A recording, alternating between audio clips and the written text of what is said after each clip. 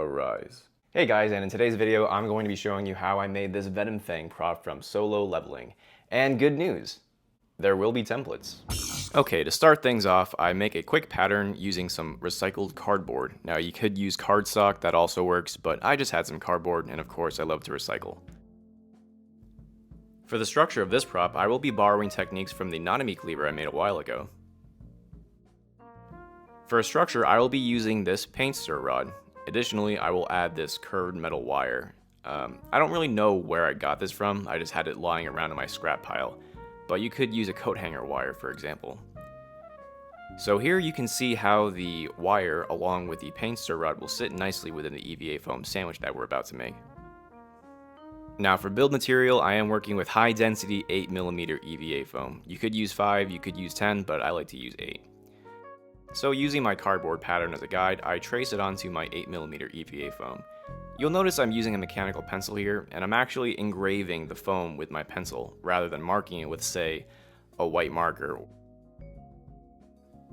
Arguably, one of the most important aspects about any blade prop is the edge itself, and in this case, I'm going to be holding my hobby blade at an angle. Here I wrote down 45-degree angles, but if you can have it more sharp, that's great too.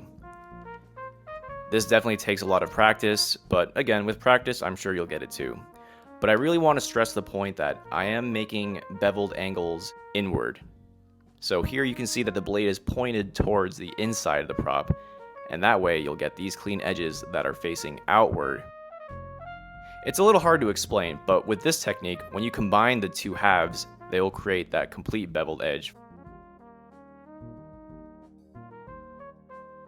Now that I made one side, I need to mirror my pattern and create the other one.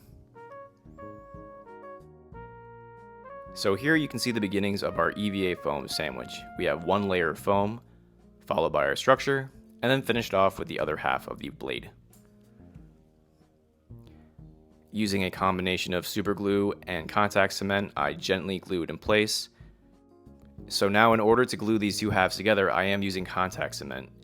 And contact cement will really test your patience, and in this case, in order to get a really crisp edge, you really have to be patient with your edges.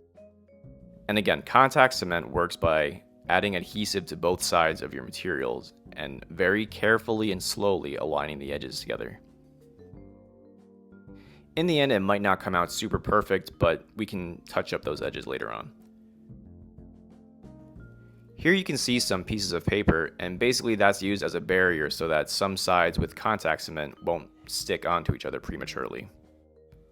And here is what our sandwich looks like so far. And now we're going to make this handle just a little more ergonomic. Right now it's just a rectangular profile, and that's not really very comfortable to hold.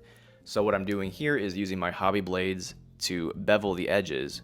And again, this part doesn't need to be perfect because in the end we're going to be covering it. But just in general, handles want to be octagonal or oval, but not straight up rectangles. It'll make it way more comfortable to hold.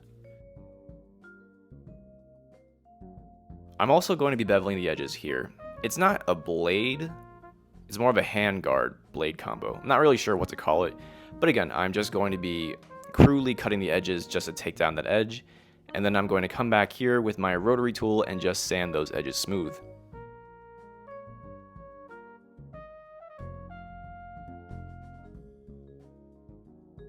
And now here I'm just going over the cut areas with a heat gun. And I'm just going to be repeating this process over and over to the areas that I've been worked on. And here is our base prop. It's looking pretty good.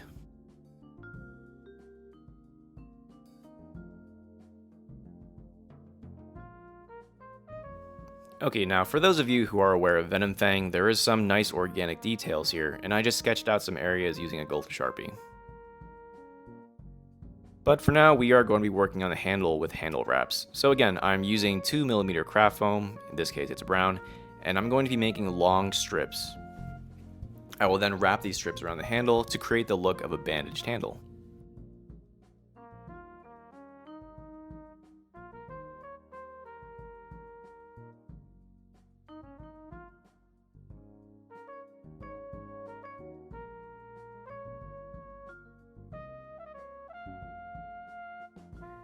Near the bottom of the handle, I do add this rectangular piece that I cut out at an angle, and it's going to look something like this.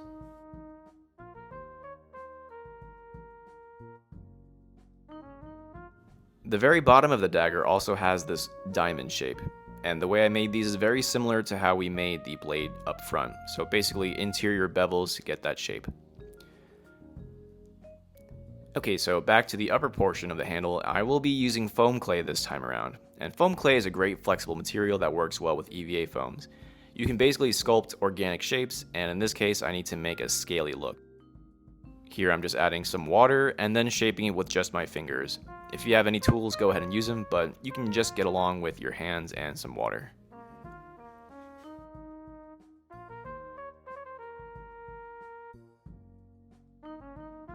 Depending on how much you use, it will take some time to dry, so I just leave it overnight to dry and I work on it the next day.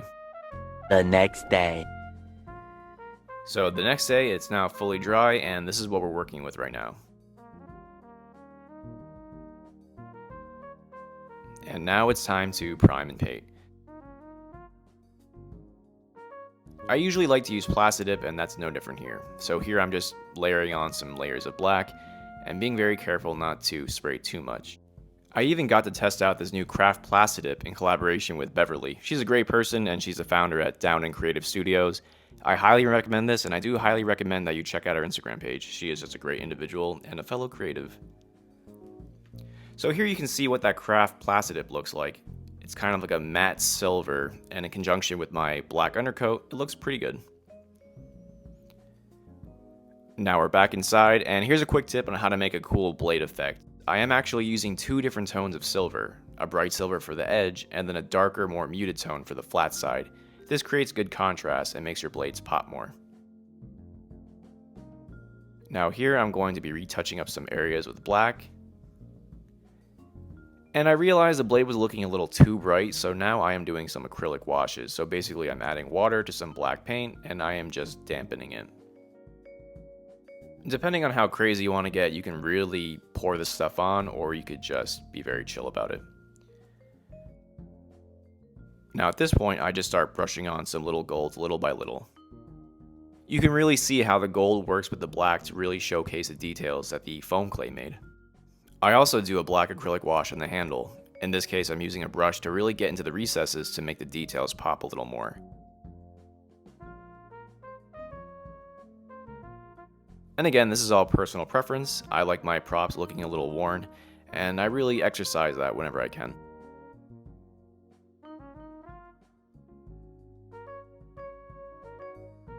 Okay, now the blade is looking finished, but there's actually one more detail that I need to make. It's a very intricate detail, so I start off by making a paper pattern and then highlighting the edges with a Sharpie. Very carefully, I have to cut out these small shapes with my X-Acto knife. And once I'm done, it kind of looks like an empty leaf.